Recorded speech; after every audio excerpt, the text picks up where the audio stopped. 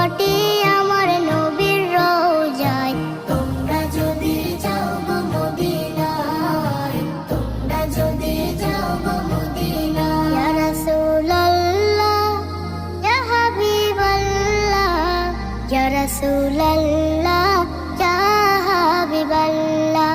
Medina শরীফের মাঝে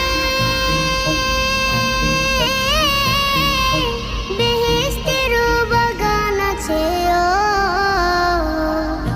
সেই বাগানে শুয়ে আছেন, সেই বাগানে শুয়ে আছেন